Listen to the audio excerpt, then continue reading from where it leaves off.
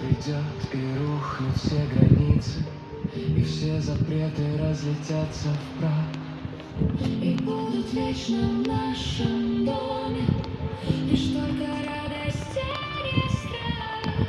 Закрыв тебя в своих объятиях, Я твою душу излечу.